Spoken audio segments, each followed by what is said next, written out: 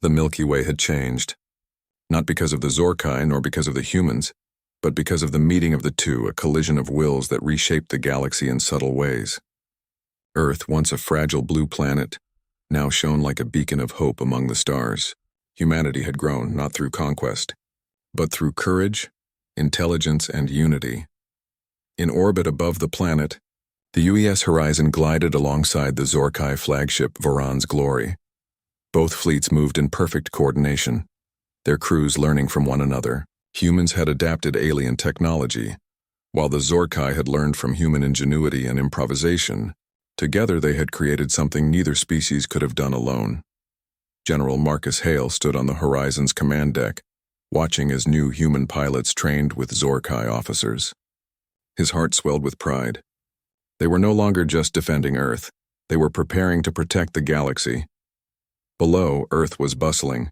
Cities had expanded rapidly, combining human architecture with alien designs. Skyscrapers reached higher than ever before, and spaceports teemed with new interstellar vessels. Scientists and engineers worked day and night, studying the lingering energy traces from the firstborn rift. Dr. Leah Morgan moved through the lab with calm determination. "We've learned so much in such a short time," she said. "The humans are no longer just survivors. We are pioneers." Hale approached her. "And the Zorkai?" Leah smiled faintly. "They've changed too. They respect us now. They know humans are not weak, and in that knowledge we have found allies." Hale nodded. "Allies or guardians? Perhaps both." On the Varan's Glory, Admiral Zeltar looked out at Earth. He had spent weeks observing, learning, and reflecting. The humans had survived their attacks, mastered alien technology, and harnessed powers that few species could understand. They had grown stronger, not through domination, but through spirit. Varan approached, curiosity in his eyes. "Admiral, do you think they can defend the galaxy from other threats?" Zeltar turned slowly. "They already have. They survived us, an empire that never lost. If they can survive us, they can survive anything. Humans have a strength no weapon can match." Varan nodded slowly, admiration clear. "Then we are fortunate to witness it." Zeltar remained silent, gazing at Earth. "Fortunate, yes, but also humbled." Weeks passed, and the new alliance of humans and Zorkai began exploring the galaxy together. The first joint expedition left Earth orbit, venturing into the unknown. Ships tested new propulsion systems, and humans discovered small traces of other civilizations. The ruins of worlds that had once thrived but had fallen to time or war. Captain Elisa Ward, now commander of the Human Reconnaissance Fleet, piloted the lead ship. Her crew was a mix of humans and Zorkai officers. Together they shared knowledge, strategies, and stories of survival. As they approached a distant star system, Elisa spoke over the comms. "Prepare for potential life forms. This sector is unexplored," a Zorkai officer replied. "We have learned from your caution. Together, we will proceed carefully." Back on Earth, Leah Morgan monitored their progress. Her research into the firstborn energy patterns had revealed something astonishing. The energy itself seemed to respond to acts of courage and unity. She turned to Hale. "The humans carry this energy inside them. It's subtle but powerful. It reacts to ingenuity, to problem-solving, even to compassion. That's why the Zorkai were overwhelmed the first time. They could not comprehend a species that grew stronger by working together." Hale nodded thoughtfully. "So the galaxy is about to see humans not just as survivors, but as guardians," Leah smiled. "Exactly." Meanwhile, the Zorkai fleet continued to adapt. Engineers had begun using human techniques to repair ships faster, while humans learned the secrets of Zorkai hyperdrive systems. Both species experimented with combining their technologies, creating vessels capable of traveling farther and faster than ever before. On the horizon, a young engineer named Tarek adjusted the energy matrix. "If we combine the firstborn energy with the new hybrid propulsion," he said excitedly, "we could reach the edges of the galaxy in months instead of years."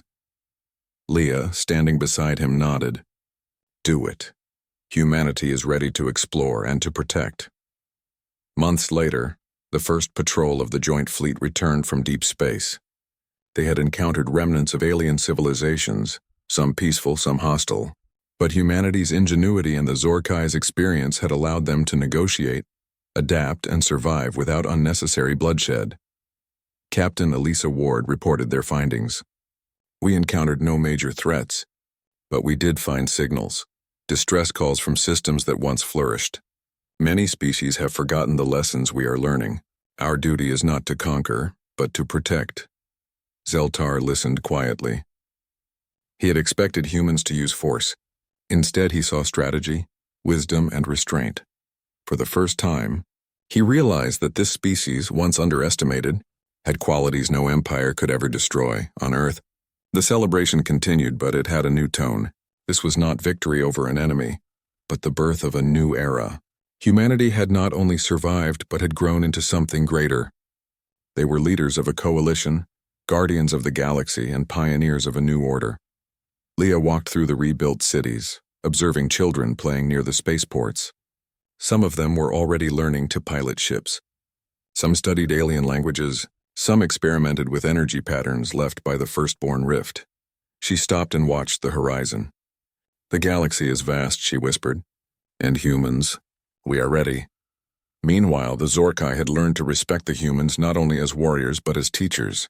They marveled at humanity's adaptability, their courage, and their unwavering will to survive. Admiral Zeltar addressed his fleet. "You have learned something invaluable. Humans fight not because they seek power, but because they value life, unity, and knowledge. Let us carry this lesson across the stars. We will not conquer. We will observe, guide, and protect when needed." Varen, standing beside him, nodded. "We have been changed." "Yes," Zeltar replied, "and so has the galaxy." The first joint fleet of humans and Zorkai departed Earth together. They traveled through stars unknown, their ships gleaming like silver rivers against the darkness of space. Human and Zorkai crews worked side by side, sharing knowledge, understanding, and respect. Together they explored abandoned systems, revived lost colonies, and helped species in need. Everywhere they went, they left a single message: we do not conquer. We protect, we survive together. In the command room of the Horizon, General Hale stood beside Captain Ward. "Do you ever wonder," he asked, "if the Zorkai will ever return to conquer again?" Elisa smiled. "No, not anymore. They have learned what we learned, that strength is not in fear but in courage, unity, and ingenuity." Hale nodded, watching the stars stretch into the distance. "Then the galaxy is safer because of us." On the bridge of the Voron's glory, Zeltar watched as the fleet moved into the unknown. The humans had proven themselves. They had survived impossible odds, faced an empire, and emerged stronger. He thought back to Earth, to the first battle, and to the strange rift that had shown him the truth. He had expected chaos, fear, and rebellion. Instead, he had witnessed hope, resilience, and brilliance. Finally, he understood. Humanity was more than survival. They were guardians of the stars. And so the galaxy entered a new era. Humans no longer feared the darkness. They embraced it. They traveled farther, reached higher, and inspired others to do the same. The Zorkai, once invincible conquerors, became allies, witnesses, and students of humanity's indomitable spirit. And somewhere in the depths of space, the echoes of the firstborn whispered to all who would listen. The children of Earth had awakened, and they would protect the stars for generations to come. The galaxy was vast and full of mysteries, but few things truly surprised the Galactic Science Council anymore. After thousands of years of exploring, they had seen almost everything. Stars being born, worlds made of ice, and even gas giants with floating life forms. Yet one day, something new appeared on their long-range scanners, and it changed everything they thought they knew about life. A strange planet had been detected on the edge of an old star system in the Orion Arm. Its readings were confusing. Unstable magnetic fields, unpredictable weather patterns, massive tectonic activity, and oxygen levels that fluctuated dangerously. The Council's best computers tried to calculate how any life could survive there. But every result came back the same: impossible. They named it Planet 228 Phi, and according to their environmental scale, it was rated a Class 14 Deathworld, the kind of planet where even robotic probes usually failed within minutes. It was a world meant for no one. Dr. Velnar, a respected scientist from the peaceful world of Myra, led the research mission. He was known for his calm logic and careful thinking. When the first wave of data came through, he frowned and adjusted his translator chip. "These readings cannot be correct," he said softly. "The atmosphere itself should tear apart organic molecules." Yet the data kept coming. The surface temperature shifted wildly. Giant storms stretched across continents. Lightning storms covered the equator, while the poles suffered freezing winds strong enough to crush metal. Still, the sensors showed movement. Not random noise, organized, purposeful movement. Could it be some kind of mechanical life? Asked his assistant, a thin insectoid named Karel. Dr. Velnar shook his head slowly. No, the patterns look biological, but no biology we understand could exist there. The council was intrigued. They decided to send an observation probe, a small but strong machine built to survive dangerous conditions. It entered orbit around the Deathworld and began transmitting images. When the pictures appeared on the main screen, silence filled the council chamber. They saw lights, steady shining points across the surface. Some were small, others stretched for miles in lines and grids. They looked artificial. Dr. Velnar leaned forward. Are those settlements? Carol's antennae twitched. Impossible. No species could live there, let alone build cities. But as the probe moved closer, there was no doubt. There were massive structures, some square, some tall, some covered in strange moving machines. The readings showed millions, no billions, of life signs spread across the Yao continents. The entire chamber broke into whispers. This cannot. And perhaps it's a dead civilization. Or machines that imitate life. Dr. Velnar raised his hand for silence. We will analyze further before assuming anything. He activated the sound translator and tuned it to radio frequencies. At first, only static came through. Then faintly something else appeared, a pattern, a rhythm, a voice. Good morning. Weather today. Transmission stable. Everyone froze. That's language, Karel whispered. They are communicating. Dr. Velnar felt his heart beat faster. The voice was clear, rhythmic, and emotional. It spoke of simple things. The time of day, the temperature, the state of the world. This is not a dead world, he said. This is a home. Over the next few days, the probe collected more data. The council watched in awe as it mapped continents full of movement. Creatures walking on two legs, operating machines, farming, trading, building, laughing. Their cities glowed brightly at night. Their vehicles flew through the air. Their technology, though not as advanced as the council's, was remarkably durable and widespread. The probe analyzed one of their transmissions more deeply, picking up a repeating pattern. Earth. That must be their name for the planet, said Carol. But how do they survive? It was a question no one could answer. The planet was unstable, yet its inhabitants seemed completely at ease. They lived near volcanoes and deserts on frozen plains. They had built floating cities on water and shining towers in the sky. Some lived near dangerous creatures. Others survived storms that would destroy most known ships. When the council compared this data to their database, they found that Earth's environment matched none of the life-compatible zones they had mapped before. The oxygen levels were high enough to ignite metal fires, the gravity was heavy, and the bacterial life was everywhere, most of it dangerous, and yet the dominant species lived freely, without suits or protection. Dr. Velnar studied one of the images, a group of these beings standing together. They had no fur, no natural armor, and only 2 arms and 2 legs. Their eyes were small compared to their heads, but full of expression. They look fragile, said Karel. How could such a delicate species survive even a single storm there? Dr. Velnar did not answer right away. He zoomed in on their faces. He saw something there, something he had seen only a few times in his long career.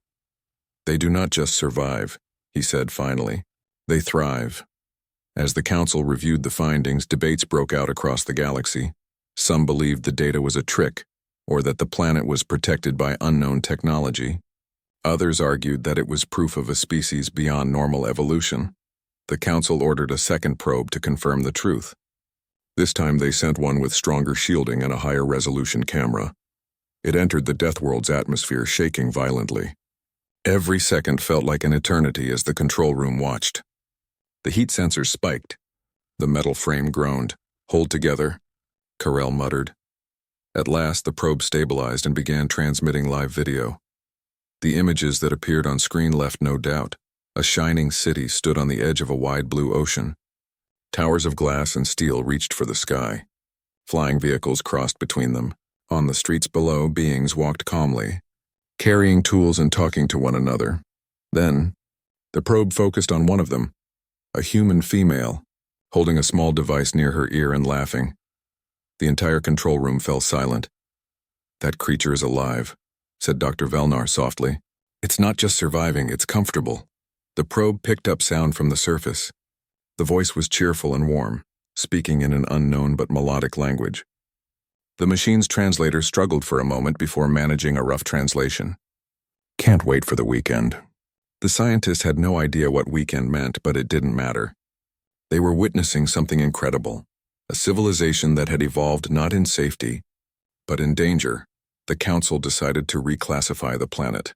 From that day on, Planet 228V was renamed Terra, using the name found in its own transmissions. Dr. Velnar was chosen to write the official report. His words spread across the galaxy. "We have discovered intelligent life on the most hostile world ever recorded. The species calls itself human. Their planet breaks every rule of biology, yet they live, build, and dream there. They are not a paradox. They are proof that willpower can defy nature itself." Karel, who had been quiet during most of the research, finally asked, "Doctor, what do you think drives them to live on such a cruel world?" Dr. Velnar smiled faintly. "Perhaps they do not see it as cruel. To them it might be home." As the Council ships left orbit and returned to their worlds, the data continued to flow. Even the automated satellites that circled Terra remained active, sending back signals filled with voices, music, laughter, and words of curiosity. Dr. Velnar listened to them often. He could not understand the language, but he felt its meaning, the rhythm, the emotion, the strength behind every sound. There was something unique about these humans. They had not been shaped by comfort or safety. They had been forged by struggle, molded by storms, sharpened by uncertainty, and yet they smiled. They dreamed. They built beauty out of danger. The Council called it madness. Dr. Velnar called it something else. He closed his eyes, listening to the voice of a distant planet, and whispered to himself, "Maybe that is what it truly means to be alive, far away." The blue planet spun slowly in the darkness of space, storms flashing, oceans roaring, cities glowing bright against the night. The first Deathworld ever known to host life continued to thrive, and its children, the humans, went about their daily lives, unaware that the galaxy had just discovered them, and that soon the stars themselves would know their name. Weeks had passed since the Galactic Science Council confirmed the unbelievable truth. The Class 14 Deathworld, now known as Terra, was not a graveyard of failed evolution. It was alive, bustling, and thriving, but knowing was not enough. Curiosity grew like wildfire across the galaxy. Every species wanted to see the humans for themselves, the fragile creatures who lived comfortably on a planet that no one else could even visit. The Council met in its silver chamber that floated above the world of Myra. Representatives from 100 species filled the circular hall. Soft lights glowed along the walls as their leader, High Chancellor Alreen, spoke. "The evidence is certain," the Chancellor said. "Terra hosts a sentient race. It is our duty to make peaceful contact." Some delegates looked worried. Others leaned forward in excitement. "Peaceful contact," murmured Dr. Velnar. "With a species that thrives where death itself walks? We should be cautious." But Alreen smiled calmly. "Caution, yes, fear, no. Every great discovery began with a single step." After long discussion, they agreed. A small exploration ship, the Aurora, would travel to Terra. It would carry 12 scientists and diplomats from 12 different species. Dr. Velnar was chosen to lead the scientific team. He didn't argue. Deep inside, he felt something more than curiosity. He wanted to look into the eyes of these humans and understand how they managed to live on such a fierce planet. The Aurora launched 2 weeks later, slicing through the quiet black of space. Its metal surface shimmered with blue light, carrying mines that represented 1,000 civilizations. Inside, the travelers watched as the Deathworld grew larger on the viewing screens. From space, Terra looked peaceful, a blue sphere covered in clouds and green continents. It was beautiful, and yet every scan showed danger. "Radiation levels rising," said Karel, checking his monitor. "Atmospheric pressure unstable," added the pilot, a scaled being named Lether. "And still," Dr. Velnar whispered, "they breathe that air without help." The ship trembled slightly as it entered orbit. Storms swirled below like living creatures. Lightning flashed across an ocean. Even from space, the sound of thunder could be detected. Dr. Velnar recorded his first observation. Terra is not silent. The planet itself seems to be alive, restless, powerful, untamed.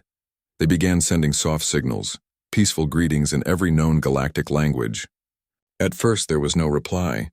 The humans continued broadcasting their strange radio waves full of music, conversation and laughter, unaware that someone was calling them from the stars. Then, after several hours, one of the human satellites responded. It was a short message full of static. Unknown signal received. Please identify. Everyone on the ship froze. They had been heard. Dr. Velnar quickly translated their reply into the simplest human language possible. Peace. We are explorers. We come in friendship. A long silence followed. Then a new voice came through. Strong, calm, and surprisingly warm. Welcome, explorers. This is Captain Sarah Kellen of Earth's Defense and Exploration Force. If you come in peace, then you are welcome to orbit our home. Dr. Velnar felt his heart skip a beat. The human spoke without fear, without hesitation. She sounded confident, Carell whispered. They don't seem surprised. Dr. Velnar smiled slightly. Perhaps they always believed they weren't alone. The Aurora was guided toward the planet. The descent was rough. Storms lashed at the ship. The wind screamed against the hull. Every instrument flashed red warnings. This atmosphere is madness, shouted Lether. But the human's voice came calmly over the communicator. Hold your course. You're doing fine. The weather's mild today. Mild? Carell squeaked, watching lightning split the clouds in two. Yet somehow the ship broke through safely. Beneath the gray sky, a continent appeared. Green fields, silver rivers, and cities shining like stars against the horizon. The ship landed on a large open plain near a human launch facility. As the engines cooled, the crew stared through the viewport. They saw them. Humans, tall and short, brown and pale, wearing simple clothing with badges and flags. They stood calmly, watching the alien ship settle on their soil. Some held small devices that flashed lights, cameras perhaps. Dr. Velnar could not help but stare. They looked so fragile, and yet not afraid. Should we go out? Carell asked. Yes, said Dr. Velnar. It is time. The airlock hissed open. Warm, heavy air filled the corridor. It smelled strange, alive, full of dust, water, and scent. The gravity was strong, almost too strong for some of the aliens. Dr. Velnar took the first step onto the surface of the Deathworld. The ground was firm and slightly damp beneath his boots. The sky was bright even through the clouds. The humans approached slowly, not with weapons, but with curiosity. At the front was Captain Sarah Kellen, the woman who had spoken from orbit. Her short hair moved in the wind and her eyes were bright with intelligence. She stopped a few meters away and smiled. Welcome to Earth, she said. Her words were translated instantly through the universal communicator. Dr. Velnar bowed slightly. Thank you, Captain Kellen. We come in peace and in awe. Your world is unlike any we have seen. She laughed softly. Yeah, it has a personality, sometimes too much of one. Her casual tone surprised him. Most species spoke with great formality during first contact. But she sounded as if she were greeting an old friend. The rest of the crew stepped forward. The humans greeted each of them politely, shaking hands, a strange custom that involved touching palms. Some aliens hesitated, but Sarah simply smiled and explained, It's our way of saying we mean no harm. Her voice carried warmth, and soon everyone relaxed. The first meeting lasted for hours. The humans provided shelters from the wind and warm drinks for the visitors. Dr. Velnar studied the liquid carefully before tasting it. It was sweet, comforting, and full of energy. What is this called? He asked. Coffee, said Sarah. Our favorite fuel. It became a quiet symbol of the meeting, the aliens' first taste of humanity's warmth. Dr. Velnar and Sarah walked side by side, observing the horizon. The human base was alive with movement, vehicles rumbling, people talking, machines buzzing. Everything seemed to have purpose and rhythm. I must ask, said Dr. Velnar, how do your people endure such a harsh world? The storms, the diseases, the gravity, they would destroy most known species. Sarah shrugged lightly. We just adapt. That's what we do. Her answer was simple, but behind it was something deeper. a mindset that fascinated him. These beings didn't complain about their world. They shaped themselves around it. He recorded her words in his log. Humans view hardship not as punishment but as routine. They are calm in danger and cheerful in discomfort. Their strength lies not in body but in attitude. As night fell, the aliens were invited to stay and watch the stars from the human base. The sky was clear now, filled with thousands of bright points.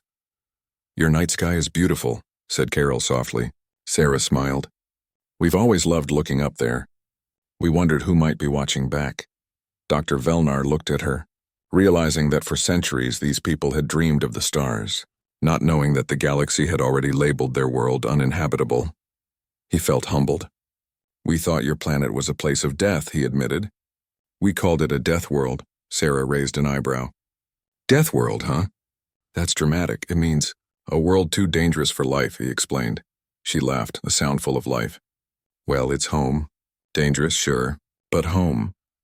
Those simple words echoed in his mind. Home. A word that turned fear into belonging. Later that night, Dr. Velnar recorded his final note of the day. Humans are not the victims of their world. They are its partners. They have learned to live with its fury and beauty alike. Where other species would flee, they build homes. Where others see danger, they see challenge. As he looked out across the sleeping human base, lights flickering softly in the dark, he realized something incredible. The galaxy had spent ages searching for perfection. Perfect climates, perfect peace, perfect safety. But here, on a chaotic and wild planet, life had reached its fullest form not through comfort but through courage. The stars above seemed to shine a little brighter that night. For the first time, humanity was no longer alone, and for the first time, the galaxy began to understand what it truly meant to be alive. Morning sunlight spilled across the open plains of Earth, painting the sky with gold and blue. For the alien visitors, it was a beautiful sight, but also a strange one. The same sun that warmed their faces was powerful enough to burn unprotected skin. The same calm air could turn into a storm within hours. Everything about Terra was balanced between beauty and danger.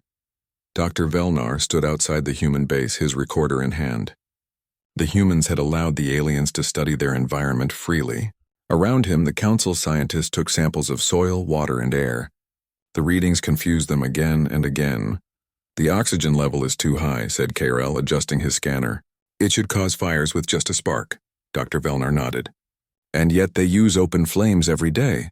For cooking, for warmth, for light."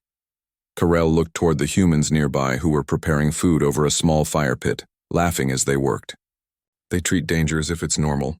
Dr. Velnar smiled faintly. "Perhaps for them it is." That day, Captain Sarah Kellen had planned a tour of the nearby city for the alien visitors. The Aurora's crew gathered near a transport vehicle, an old human machine called a shuttle bus. It was large, noisy, and filled with the scent of fuel. Sarah climbed aboard first. "Welcome to public transport," she said cheerfully. "Not the fastest ride, but it's part of the experience." Dr. Velnar sat near the window, observing the landscape as the bus began to move. The road stretched through endless green fields, dotted with tall towers that spun slowly in the wind. "Those are energy turbines," Sarah explained. "They turn wind into power." The concept was not new to the aliens, but what amazed them was the simplicity. Instead of complex machines powered by rare materials, humans used the raw strength of nature itself. "You use the world that tries to harm you to sustain you," said Dr. Velnar. Sarah nodded. "Why fight it? It's easier to work with it." That single sentence made him pause. In most civilizations, nature was something to control, to make safe, to tame. But for humans, it was something to respect even when it was harsh. As the shuttle entered the city, the aliens stared in wonder. Towers of glass rose high into the clouds, shining under the bright sun. Cars moved in long streams across bridges and streets. Millions of humans went about their daily lives, talking, laughing, and working. The noise was overwhelming, but there was a strange rhythm to it, chaotic but alive. Karel whispered, "This city is loud." Sarah grinned. "We call it energy. It's how we know we're alive." The group stopped at a large park in the center of the city. Children played on the grass while families rested on benches. Dogs ran through fountains and music drifted from nearby streets. Dr. Velnar took notes rapidly. Despite the ever-present danger of their environment, Humans find peace in motion. They are never still for long. They create order not by avoiding chaos but by living inside it. He walked through the park watching the humans more closely.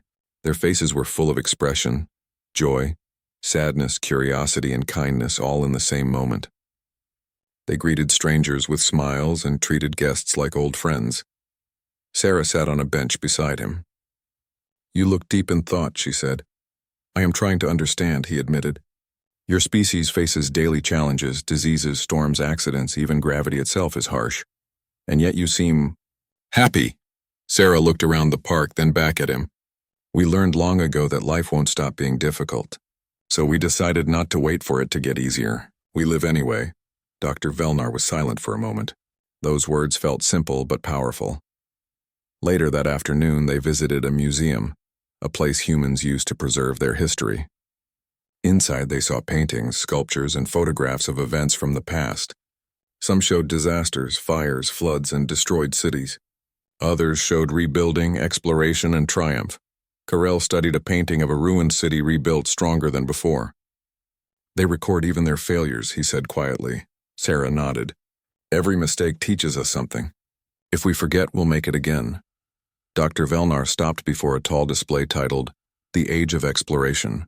It showed pictures of humans building ships, flying through the air, and finally reaching space. He read the words engraved below. "We looked at the stars not to escape our world, but to understand it better." He turned to Sarah. "You reached space without assistance from any other species.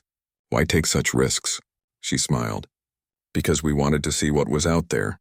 Curiosity is part of who we are." Dr. Velnar recorded her response carefully.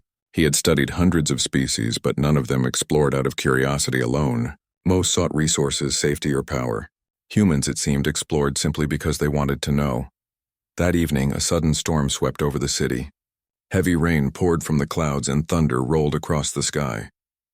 The aliens hurried to take shelter, but the humans around them barely seemed concerned. Some opened umbrellas and continued walking. Others ran through the rain, laughing. Carell pressed against a wall, frightened by the thunder. "This storm is enormous. Why are they not afraid?" Sarah, who stood beside him, smiled under her dripping hair. "Because it's just water and sound. We've seen worse." Dr. Velnar looked out into the rain and saw small groups of children jumping in puddles, splashing each other with laughter. He realized something remarkable. Humans didn't just survive danger. They found joy in it. When the storm ended, a rainbow stretched across the horizon. The humans stopped to admire it, pointing and smiling. Sarah looked at Dr. Velnar. "See? Every storm ends with something beautiful." He couldn't help but smile. "Perhaps that is your true strength, not your bodies but your minds. You choose to find light in the darkness." Later that night, the visitors were invited to a human gathering, a meal shared under open sky. Long tables were set up with lights and food. Music played softly, and people danced while others talked. Dr. Velnar and Carell sat beside Sarah, tasting dishes made from plants and grains grown in Earth's soil. "This flavor," said Carell, surprised. "It's warm and rich. How do you create it?" Sarah laughed. "With patience, fire, and a bit of imagination." Dr. Velnar took a sip of a sweet drink and looked around. There was laughter everywhere, different voices blending into a single song of life. For a moment he forgot he was on the most dangerous planet in the galaxy. It felt peaceful. He began writing again in his report. "Humans are a paradox. Their world is wild and unpredictable. Yet they have learned not only to survive it but to celebrate it. They find meaning in hardship and beauty in imperfection." He looked up and saw a young girl offering him a flower. It was small and bright yellow.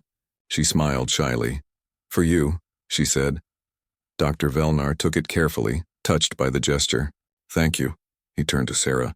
"Even your children are fearless." Sarah smiled proudly. "That's how we raise them, to be curious, to be strong, and to be kind." Before returning to the Aurora, Dr. Velnar stood on a hill overlooking the glowing city. The wind carried the distant sound of laughter and music. He felt something he hadn't felt in a long time. Hope. Carol joined him. "Doctor, do you think they are dangerous?" Dr. Velnar thought for a long moment. "Perhaps, but not in the way you think. Their danger lies not in their strength, but in their will. Once they decide to do something, nothing stops them. And yet, that same will is what makes them remarkable. He looked up at the stars where the Council's ships waited in silence. They will change the galaxy, Carol. Not by force, but by showing what life can endure. Below them, the humans continued their celebration, unaware that their simple joy was reshaping the beliefs of the entire galaxy. Dr. Velnar's final note of the day read, "Humans live on a world that should have destroyed them 1,000 times. Instead, it made them strong. They are not children of safety. They are children of chaos, and from that chaos they have built compassion, resilience, and wonder." As the night deepened, the stars reflected in the human city's glass towers. And for the first time in history, the galaxy realized that survival was not just about avoiding death. It was about choosing to live, completely, fearlessly, and with heart. News of the humans spread quickly across the galaxy. Star systems buzzed with whispers, speculation, and awe. Reports of a species that could survive the most hostile planet ever discovered sparked debates, fear, and curiosity among countless civilizations. The Galactic Science Council called an urgent meeting. The council chamber on Myra floated above a shimmering ocean planet, filled with representatives from 100 species. Some were tall and serpentine, others small and winged, many completely unlike anything Dr. Velnar had ever studied. "Are we certain this species is not a threat?" asked a winged diplomat, feathers bristling with concern. "They live on a Class 14 Deathworld," replied Carell. "That in itself is alarming." Dr. Velnar stood to speak. "They are strong, yes, but not aggressive. They live with challenges and yet extend kindness. My observations confirm it." The room fell into a tense silence. Some delegates whispered among themselves. Others shook their heads, unable to believe his words. High Chancellor Alreen raised a hand for calm. "It is natural to feel fear when encountering the unknown. But our goal is to seek understanding, not conflict. We must send envoys and establish dialogue before assuming danger." Despite the Council's guidance, rumors of the humans' supposed threat began to spread. Many species, unfamiliar with life on such harsh planets, assumed that a species thriving in danger could easily destroy others. "They survived storms that would wipe out our fleets," one delegate argued. "They could conquer worlds with ease if they wished." Dr. Velnar shook his head. "They are not conquerors. They are survivors. Their strength is for living, not destroying." But the fear had already begun to take root. Messages warning of potential invasion circulated through galactic networks. Some civilizations started recalling their explorers and closing borders. Meanwhile, on Terra, humans remained oblivious. They continued their daily lives, building, learning, laughing, and preparing for the next cycle of exploration. For them, this was normal. They had always lived on a dangerous world, and challenges were simply part of life. Captain Sarah Kellen noticed the tension in the Council's communications. She frowned. "Some of them are scared of us," she said. Her second-in-command, Lieutenant Harris, raised an eyebrow. "Why? You've barely even introduced yourselves." Sarah shook her head. "It's because we survived where others would fail. That alone makes them nervous. They do not understand our mindset." The misunderstanding came to a head when a rogue asteroid was detected on a collision course with a populated Council world. Sensors showed it moving at a speed that would destroy everything in its path. Panic spread quickly through multiple star systems. The Council deliberated furiously. Conventional fleets were slow, and the asteroid was too large to deflect easily. Time was running out. Dr. Velnar suggested a radical idea. "We can request help from Terra. Humans have survived conditions that exceed any weapon or defense known to us. If anyone can act quickly, it is them," a delegate protested. "Send humans? You mean a species feared for its resilience and unpredictability?" "Yes," Dr. Velnar said firmly. "We are underestimating them. They are not dangerous, they are capable of action when needed." The Council hesitated but finally agreed. A request for assistance was sent to Captain Kellen on Terra. Sarah received the message in the control room of Earth's central hub. She studied it carefully, her calm expression never changing. "They want help with an asteroid?" she said aloud. "Yes, Captain," replied Lieutenant Harris. "It could destroy millions if we do not act." Sarah leaned back and smiled faintly. "We can help. And we will." The humans acted with remarkable speed. Within hours, their ships were prepared, fueled, and programmed. Unlike other species, they did not wait for perfect conditions or detailed plans. They relied on experience, intuition, and teamwork, the lessons of generations surviving on Terra.